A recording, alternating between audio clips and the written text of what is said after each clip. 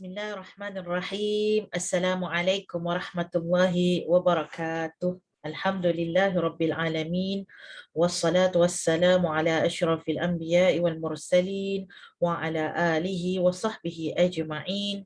Subhanaka la ilma lana illa ma 'allamtana innaka antal alimul hakim wa la hawla wa la quwwata illa billahil aliyyil azim.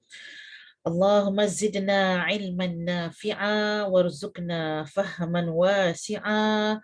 اللهم افتح علينا حكمتك وانشر علينا من خزائن رحمتك يا أرحم الراحمين يا أرحم الراحمين يا أرحم الراحمين. Alhamdulillah, Cikgu Katie dah bersama dengan kita, Puan Mastura, Kak Hairah dah bersama dengan kita. Alhamdulillah, terima kasih banyak-banyak sahabat-sahabat yang sudah menonton Huda Quran Special Ramadan. Masya Allah. Okay, hari ini kita akan sama-sama tengok juzuk 3. Okay, juzuk 3 hari ini kita akan bermula daripada tilka rusulu faddalna ba'dahum ala ba'din minhum man kallama Allah. Tilka rusul. Kalau masuk je tilka rusul ni kita dah tahu dah. Kita masuk juzuk ketiga. Juzuk kedua semalam saya qulus sufaha. Berkatalah orang-orang yang bodoh tu. Itu maksudnya nampak ayat tu. Masuk juzuk 2 dah ni. Tilka rusul, mereka itulah rasul-rasul yang mana Allah lebihkan sebahagian dengan mereka daripada mereka ke atas yang lain. Minhum, antara mereka siapa? Nabi Musa, iaitu yang Allah kata man kallamallah, yang boleh bercakap dengan Allah, kan? Antara yang dilebihkan lagi oleh Allah, wa ataina Isa bin Maryam al-bayyinat, dan Nabi Isa juga yang mana Allah berikan banyak mukjizat. Bila masuk bayyinat ni ialah keterangan-keterangan yang berbentuk keterangan seperti Injil, buku, kitab, ada juga keterangan yang berbentuk mukjizat-mukjizat yang nyata. Jadi sahabat-sahabat insya-Allah bersedia hari ini daripada tilka rusul sampailah dah masuk juzuk ketiga, baru masuk surah Ali Imran. So juzuk 1 fully daripada surah Al-Fatihah dengan surah Al-Baqarah, juzuk kedua surah Al-Baqarah, fully surah Al-Baqarah, juzuk ketiga ada sebahagian lagi surah Al-Baqarah daripada ayat 253 sehingga akhir surah Al-Baqarah, dan kemudian masuklah surah Ali Imran yang bermula dengan ayat Alif Lam Mim. So surah Al-Baqarah Alif Lam Mim mula, surah Ali Imran pun Alif Lam Mim. Allahu la ilaha illa huwal hayyul qayyum. Sehingga berapa nak masuk akhirnya juzuk ketiga ini, ayatnya kita ambil ayat yang pertama dan ayat terakhir. Innal ladzina kafaru wa matu wa hum kuffarun falan yuqbala min ahadihim mil'ul ardi dhahaba walau iftada bih ulaika lahum adzabun alimun wa ma lahum min nasirin. Yang bermaksud ayat 91. Akhir sekali juzuk 3 ayat 91 surah Ali Imran. Sesungguhnya orang-orang kafir itu mati dalam keadaan kafir, mereka tidak akan diterima dari seorang daripada mereka walaupun mereka tebus dengan emas, walaupun emas itu seisi bumi, bagi mereka azab yang pedih dan tiada siapa yang sanggup menolong mereka. Jadi ayat ini, kalau kita tengok daripada juzuk ketiga, setiap siyaqul kalam, setiap bentuk ayat yang ada dalam juzuk 3 ataupun di mana-mana part sekalipun, semuanya ada maksud yang Allah nak bagi tahu kepada kita sebagai umat Nabi. Apabila Allah dah bagi rasul, Allah dah bagi dah pembimbing yang akan menunjukkan jalan kebenaran, jangan jadi orang sombong. Kalau kamu mati tak ikut apa yang Nabi suruh, apa yang Nabi ajar, tak guna langsung. Walaupun kamu ada apa? Kamu ada duit yang berjuta-juta. Ibarat kalau kamu kata nak tebus diri kamu, depan Allah. Dengan apa? Dengan duit yang kamu ada. Tapi kamu tak beriman dengan Allah. Sorry lah, Allah tak terima sesin pun. Ya, kalau 1,000,000 berbilion pun Allah tak terima, sesin pun samalah begitu. Tidak ada gunanya. Inilah ya satu cakupan di dalam juzuk ketiga. Baik, sahabat-sahabat yang saya kasih kerana Allah, saya nak tengok dahulu, tadi dah ready belum? Kita baru mula je, kita baru mukaddimah, jadi boleh share-share dulu. So, kita nak tengok, Allahumma salli ala Sayyidina Muhammad wa ala alihi wasallam. Kak Azizah Jaafar, Assalamualaikum warahmatullahi wabarakatuh. Okey, boleh share dulu sahabat-sahabat, boleh tag kawan-kawan. Terima kasih kakak-kakak, sahabat-sahabat yang sudah menonton. Hari ini tarik nafas. Kita nak sentuh tentang apa dalam juzuk 3. Yang pertama, hujah Nabi Ibrahim dengan pemimpin yang zalim pada waktu itu, iaitu siapa? Namrud. Okey, pada ayat berapa sahabat-sahabat boleh tulis dahulu hujah Nabi Ibrahim ataupun apa kita kata debat Nabi Ibrahim bersama dengan pemimpin yang dinamakan Namrud pada waktu itu. Ayat 258. Ayat 258 surah Al-Baqarah membawa kepada kita beberapa keadaan yang mana Nabi Ibrahim alaihissalam banyak part dalam Al-Quran menunjukkan kepada kecerdikan Nabi Ibrahim di dalam berhujjah. A'udzubillahi minasyaitanir rajim.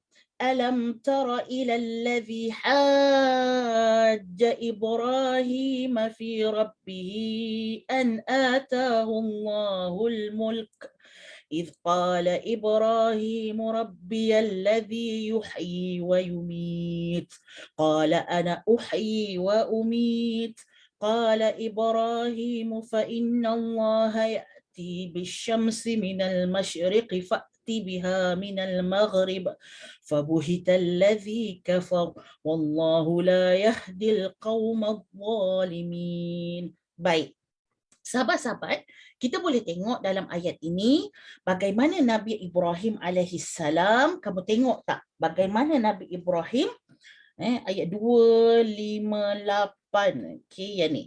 Tidakkah kamu memperhatikan orang yang membantah iaitu Namrud membantah Nabi Ibrahim mengenai Tuhannya, ya? Bila dia kata dia Tuhan, Namrud kata dia Tuhan, dan kemudian Nabi Ibrahim sebagai seorang Nabi, dia bukan sahaja memberikan dakwah kepada kaumnya. Kaum dia macam-macam PL. Ada yang sembah berhala, dia pun berdebat, berhujah dengan kaum dia, sampaikan dakwah. Ada juga kaumnya yang sembah matahari, sembah alam, pun dia berdakwah juga dengan hikmah. Dan dia tak tinggalkan juga dakwah kepada pemimpin, iaitu siapa? Namrud, yang mengaku diri dia Tuhan, sombong. Namrud ni pandai, sahabat-sahabat. Ya, boleh tengok bagaimana kota Babylon tu ditinggalkan. Ya, dalam keadaan penuh dengan architecture. Dia sangat pandai. Dia pandai ilmu bintang, dia pandai ilmu arkitek. Dan cuma satu je lah, bila dia pandai sangat tu, dia sombong dan bongkah hingga dia kata dia Tuhan. Jadi semua orang kena sembah dia. Nabi Ibrahim bagi tahu, kalau betul kau ni Tuhan, kau cubalah hidupkan orang dan matikan orang. Oh, dia kata, aku boleh. Aku boleh hidupkan orang, aku boleh matikan orang. Yang siapa kena hukuman sebab dia ketua negara, dia ketua hakim tertinggi, hakim tertinggi dalam negara. Dia berkata, okey, yang dia ni sebenarnya kena hukum. Jadi aku maafkan dia. Ya, aku maafkan si pesalah ini tanda apa? Aku telah menghidupkan dia. Yang mana tak salah pula, aku buat bagi hukuman mati. Jadi maksudnya apa? Aku mematikan dia. Macam tu pula. Ya, nak kata dia boleh menghidupkan dan mematikan. Tak apalah. Nabi Ibrahim alaihissalam sebut lagi bila dah dia kata qala ana uhyi wa umit. Itu tanda yang dia kata dia pandai boleh hidupkan dan boleh matikan. Nabi Ibrahim tambah lagi. Qala Ibrahim fa inna Allah ya'ti bisyamsi minal masyriqi fa'ti biha minal maghrib. Sesungguhnya Allah Subhanahu wa taala 258, Allah Subhanahu wa taala telah menerbitkan matahari daripada timur. Terbit matahari dari timur. Cuba sikit Namrud, kalau engkau ni betul yang berkuasa kau Tuhan, cuba timbulkan, terbitkan matahari itu dari sebelah barat. Macam mana? Macam tu. Fabuhital ladzi kafar. Lalu terdiamlah orang kafir itu.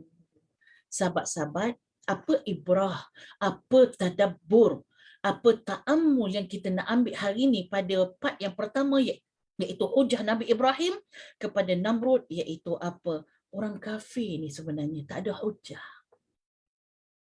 Kekufuran yang ada pada diri seorang kafir ni, dia nak menegakkan ataupun apa hujah kamu nak jadi orang kafir ni? Apa hujah kamu terus berada di dalam tak beriman kepada Allah? Kamu degil dengan Allah. Apa hujah kamu? Sebenarnya mereka punya hujah sangat rapuh. Dan akhirnya mereka fabuhital ladzi kafar, terdiam. Mereka tak ada hujah. Berdebatlah dengan orang animisme, berdebatlah dengan orang-orang yang menentang ketuhanan. Debatlah. Mereka tak ada hujah, sahabat-sahabat. Maka apa yang berlaku, kekafiran yang kita nampak depan mata hari ini, mereka sangat rapuh. Mereka sebenarnya tak ada apa-apa pun yang nak pertahankan daripada kekafiran mereka.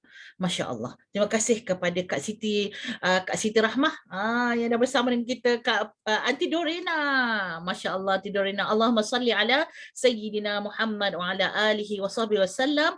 Kak Haga Fauzia, Alhamdulillah. Okey, Wong Jawa pun dah bersama dengan kita ya. Kak Noraini Abdul Manaf. Okey, boleh tulis yang pertama, iaitu apa hujah Nabi Ibrahim bersama dengan Namrud. Baik, kita pergi kepada, kalau kita tengok juga pada muka surat sebelah 260, ada juga hujah Nabi Ibrahim ya, yang mana Nabi Ibrahim ini minta daripada Allah untuk dibuktikan bagaimana Allah menghidupkan yang mati ya, bagaimana Allah menjadikan arini kaifa tuhyil mauta. Ayat ini menunjukkan bahawa Nabi Ibrahim alaihissalam bukannya tidak beriman, tapi dia kata apa? Qala awalam tu'min, adakah engkau tidak beriman? Taklah dia kata qala bala, semestinya aku beriman, walakin liyatma'inna qalbi, tapi untuk menenangkan hati aku. Maka antara petunjuk bagaimana Allah nak tunjuk ya, bagaimana manusia yang mati itu boleh dihidupkan semula. Apa-apa saja yang mati ya, haiwan dan sebagainya yang mati boleh dihidupkan semula, dan Allah menyuruh kepada Nabi Ibrahim, qala fakhudh arba'atan minat tayr fasuruhunna ilaika, dan kamu ambil 4 ekor tayr, 4 ekor burung, dan sembelihlah mereka, dan kemudian letaklah di atas fi ala kulli jabalin, sebahagian daripada yang kau potong-potong tadi tu letak di atas setiap gunung, dan kemudian kamu panggil balik summad'uhunna ya'tinaka sa'ya, dan akan datang bercantum semula, yang mana terpisah tadi boleh bercantum, dan itulah bagaimana Allah Subhanahu wa taala menghidupkan yang mati. Okey, so kita boleh tengoklah ada 2 hujah, satu hujah Nabi Ibrahim dengan Namrud, dan apa dia punya ibrah dia bahawa orang kafir itu tidak ada hujah yang kukuh untuk mengatakan kekufurannya. Dan ayat 260 menunjukkan bagaimana Nabi Ibrahim minta pula daripada Allah untuk ditunjukkan bagaimana Allah menghidupkan yang mati. Okey, sahabat-sahabat, saya nak pergi kepada ayat di pertengahan itu, 259, sebagai ta'ammul, sebagai tadabbur yang kedua dalam juzuk ketiga. So yang pertama, hujah siapa? Nabi Ibrahim dengan Namrud ya, ataupun hujah Nabi Ibrahim minta Allah tunjukkan bagaimana menghidupkan yang mati. Nombor 2 tentang apa? Uzair. Tentang Uzair. Okey. A'udzubillahi minasyaitonir rajim, 259. Au kalladzi marra ala qaryatin wa hiya khawiyatun ala urushiha, sampai akhir ayat. Ayat ini menunjukkan kepada bagaimana Uzair tak percaya apabila Allah mematikan. Konsepnya hari ini kalau kita tengok tema ni, bagaimana Allah mematikan dan menghidupkan ya, ataupun Allah menghidupkan yang mati. Uzair kata macam mana? Kalaulah sesuatu kita kata suatu negeri, kan, bila kita tengok ala qaryatin, dia berjalan kat satu negeri yang mana negeri tersebut telah hancur, khawiyatun ala urushiha, hancur dah, habis dah, tak ada apa dah, orang kata senyap sepi dah atas bumi tersebut. Kemudian Uzair berkata, ya, Uzair berkata, qala anna yuhyi hadhihillahu ba'da mautiha. Macam mana Allah boleh menghidupkan kampung yang telah mati macam ni? Dia kata, maka Allah Subhanahu wa taala mematikan orang itu, iaitu siapa? Uzair telah dimatikan oleh Allah selama berapa? Tempohnya 100 tahun. Okay? So dia ada sedikit persamaan dengan kisah Ashabul Kahfi. Cuma Ashabul Kahfi, mereka ini adalah segolongan ataupun sekumpulan anak-anak muda. Ceritanya lain. Mereka menyelamatkan iman, betul tak? Mereka menyelamatkan diri mereka daripada menjadi mangsa pemimpin yang zalim. Dan Allah tidurkan berapa? 309 tahun. Dalam surah dalam surah Al-Baqarah ayat 259, Uzair sama konsepnya, Allah tidurkan. Cuma bezanya sebab. Sebab dia apa? Dalam cerita Uzair, dia macam mana? Dah mati macam ni, dah tak ada apa, hancur dah ni. Macam mana Allah boleh hidupkan balik kampung ni? Dia pun rasa macam tak logik, dekat mana kelogikannya. Dan Allah tunjukkan depan mata dia, dia mati. Lalu kemudian Allah hidupkan dia semula. Lepas tu dia pun tanya, Allah berfirman, berapa lamakah kamu tinggal di sini? Aku tinggal tu maksudnya aku tidur ni berkurang sehari ataupun separuh hari lah, macam tu. Padahal 100 tahun tau. Sahabat-sahabat 100 tahun. Tapi dia rasa macam satu hari sahaja. Sebenarnya Allah bagi tahu kepada Uzair, kamu telah tidur selama 100 tahun. Wow, lama. Dan kamu lihatlah, masa dia pergi tu, masa Allah matikan dia, Allah dia bersama dengan makanan. Ada makanan, ada minuman dan ada keldai. Sebab tu kalau saya buat teka-teki dalam quizzes, ada soalan online, saya tanya, okey, apakah binatang yang berkait dengan Uzair? So kalau orang dia baca Quran, dia tilawah, dia tadarus, dia tak tengok, dia tak tadabbur, dia tak boleh jawab lah. Kan? Cerita Uzair, apa Uzair ke ayat mana? Tak tahu kan. Binatang apa benda pula kan? Ada binatang ke cerita dengan Uzair kan? Tak tahu tadi. Jadi kalau dia tadabbur, dia boleh tahu. Apa dia binatangnya? Ialah keldai. Keldai Uzair. Okay? Jadi, apa tadi? Diri dia pun mati. Ada makanan, ada minuman, dan yang keempat ada keldai. Empat ini tidak dimakan usia. Perkataannya apa? Lam yatasannah, iaitu tidak dimakan usia. Saya punya fokus ta'ammul dalam juzuk ketiga, poin yang kedua adalah pada ayat ini. Tadabburnya lam yatasannah, iaitu tidak dimakan usia. Sahabat-sahabat yang saya kasih kerana Allah, bila kita sebut tentang usia, tidak dimakan masa, semua benda dekat dalam dunia, kalau kita tengok, dia akan dimakan masa. Sehingga kita tengok bagaimana seorang lelaki, seorang perempuan, ya, daripada bayi, jadi kanak-kanak, jadi remaja, dewasa, tua, mati. Ada perubahan pada usia. Begitu juga manusia, begitu juga makanan. Betul tak? Makanan ni jangan kata 100 tahun. Satu hari makanan semalam pun basi dah. Semalam, bukan semalam, kemarin saya makan kari. Sedap sangat kari tu kan. Jadinya saya panaskanlah semalam. Macam tak tahu apa sedap, takut pula terkepuruk beragam pula kan puasa-puasa ni. Nak kata satu hari kari saya, padahal buat tu dah cukup tanak dah. Kari tulang. Jangan kan terliur pula. Nak kata semua barang dekat dalam dunia ni dia akan mengambil masa. So dia akan, bila berlalu masa itu, dia akan apa kita kata, dimakan masa. Hakikatnya sahabat-sahabat, ayat ini ajar kepada kita sesungguhnya ada benda dekat dalam dunia ini yang dimakan masa, tapi ada benda dekat dalam dunia ini yang tidak dimakan masa. Maksudnya kalaupun dia dah beratus ribu tahun, tapi dia tetap begitu. Kenapa? Masa itu dia duduk di mana? Di mana masa tersebut? Apa hakikat masa? Satu tamsilan saya nak bawa bagaimana kecil-kecil kita kan, kita main gasing. Ingat tak main gasing? Main gasing kan, kita tarik dia punya tali tu, gasing tu pun berputar. Zzz. Okay. Kita berputar tak? Kita tak berputar pun, gasing tu je lah berputar. Jadi kalaulah ada semut yang melekat pada gasing tersebut, semut tu akan berputar sekali. Kita duduk atas, duduk luar. Kita duduk luar. Okay, katalah ada barang dekat atas dekat tempat dekat dengan gasing tu, benda-benda lain berputar tak? Tak, benda lain tak berputar. Yang berputar hanya pada gasing tersebut. Dan gasing itulah hakikatnya masa itu terjadi dengan berputarnya bumi.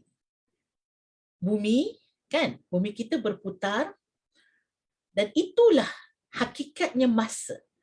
Kalau bumi kita berhenti daripada berputar, masa akan berhenti.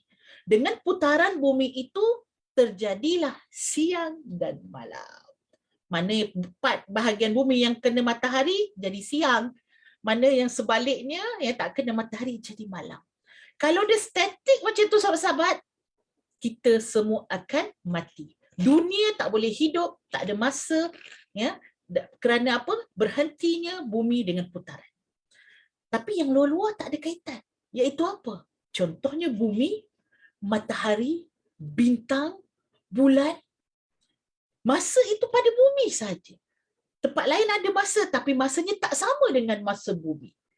Begitulah, sebagai satu perumpamaan, dunia ini pemiliknya adalah Allah.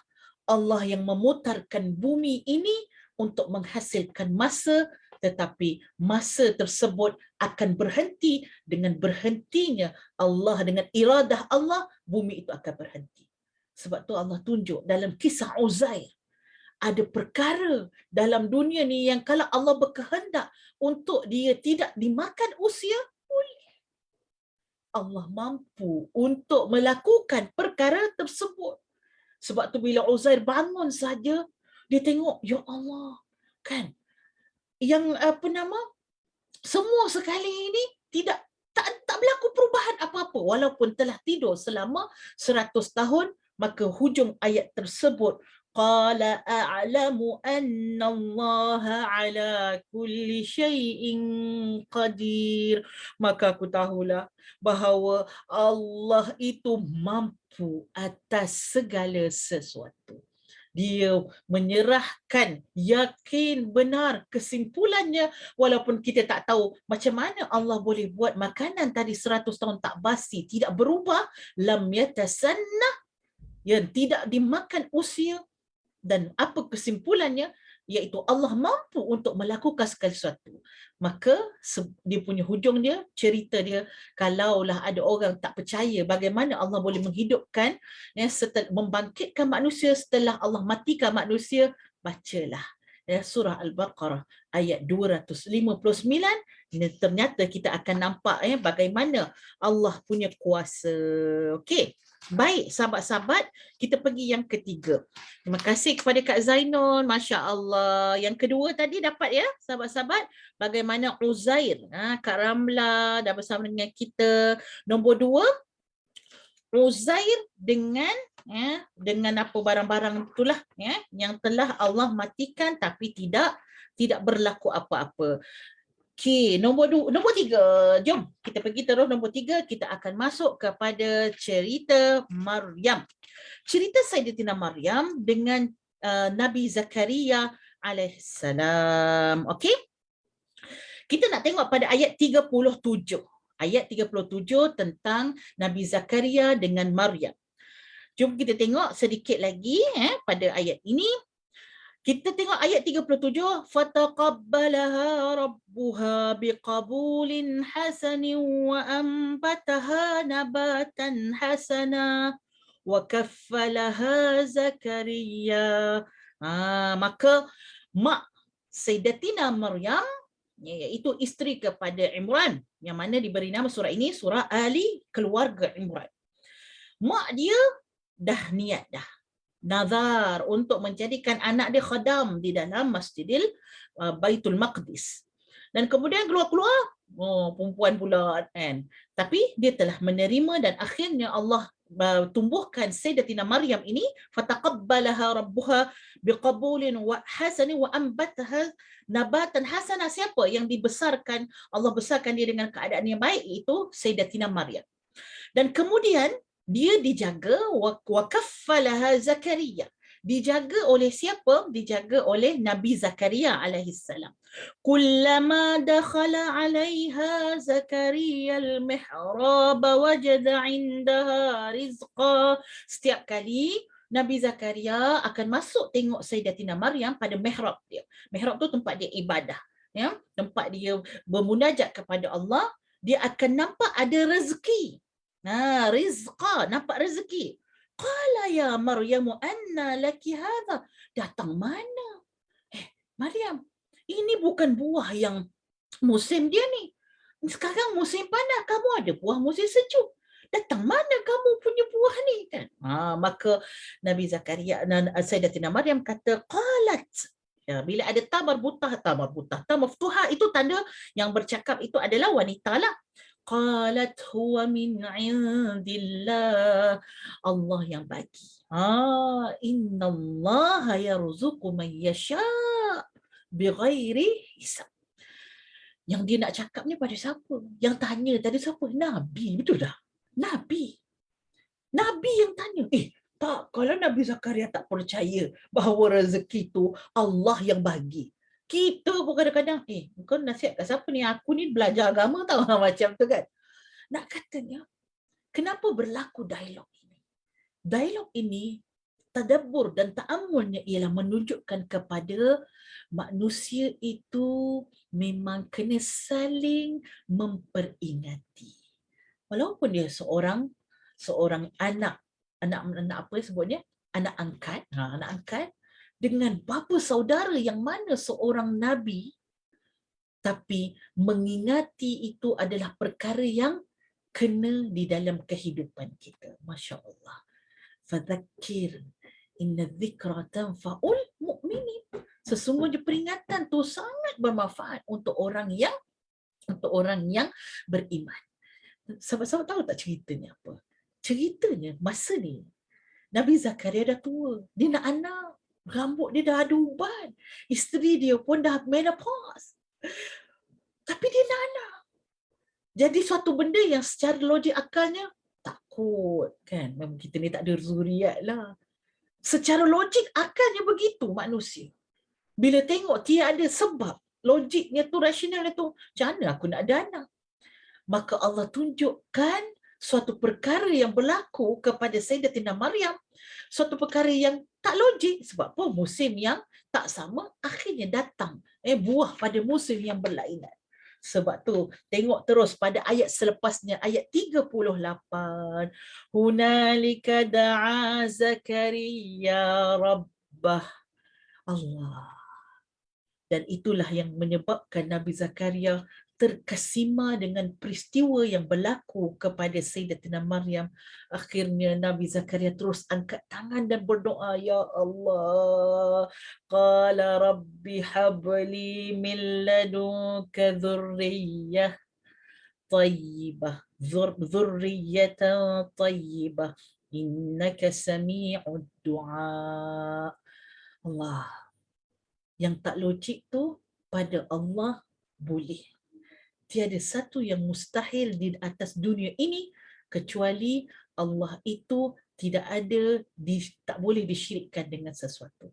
Logik hanya pada akal manusia. Di sisi Allah tiada yang mustahil. Maka terus Nabi Zakaria minta dari Allah untuk dikurniakan seorang anak yang baik. Okey, alhamdulillah. Lewat sikit sebab mula pun tadi lewat sikit 5 minit. Jadi sahabat-sahabat, 3 lah ya. Habis dah kita. 3. Dapat tak? Okey tak hari ni? Saya ulang sedikit, kita recap semula. Yang pertama, hujah Nabi Ibrahim dengan Namrud. Bagaimana tadabburnya, hujah itu menunjukkan bahawa kekafiran itu tidak ada alasan yang kukuh. Kerana hujah dengan orang kafir, akhirnya orang kafir akan terdiam. Sebab apa? Tak ada logik pun. Tak ada logik pun daripada kekafiran mereka. Kenapa mereka tak nak sembah Allah? Tak ada sebab. Okey, itu yang pertama. Yang kedua, cerita tentang Uzair. Cerita tentang Uzair yang telah dimatikan oleh Allah selama 100 tahun dan kemudian dihidupkan semula. Uzair tadi elok aja hidup macam awal-awal. Maka dia pun elok, keldainya pun elok. Tidak dimakan tahun. Buktinya apa? Tadabburnya apa? Tadabburnya masa ini milik Allah. Kalau Allah nak stopkan masa tersebut, maka Allah mampu untuk buat perkara tersebut. Tiada yang mustahil bagi Allah. Kiraan masa di bumi tidak sama dengan kiraan masa di langit. Kiraan masa pada bulan, matahari dan bintang. Kiraan masa dan bumi tak sama dengan kiraan masa di sisi Allah. Iaitu apa? Pada hari akhirat tak sama.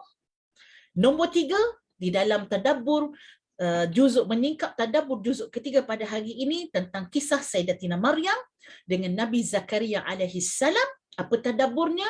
Allah Subhanahu wa taala boleh menjadikan sesuatu tanpa ada sebab, tanpa ada logiknya. Allah boleh bagi rezeki kepada siapa yang Allah nak bighairi hisab, tanpa disangka-sangka. Kalau ikutkan macam mana pula boleh jadi? Begitu kan? Tapi hakikatnya itulah kehebatan kudrat Allah Subhanahu Wa Taala. Dapat ya sahabat-sahabat, 3 hari ni insya-Allah kita akan masuk kepada tadabbur juzuk keempat, menyingkap tadabbur juzuk keempat pada esok hari. Masya-Allah. So Cikgu Katie dah tulis penuh dah nota daripada Cikgu Katie. Ya Allah, terima kasih Cikgu Katie. Barakallahu fiki. Masya Allah. Terima kasih banyak-banyak. Kita jumpa lagi. Assalamualaikum warahmatullahi wabarakatuh.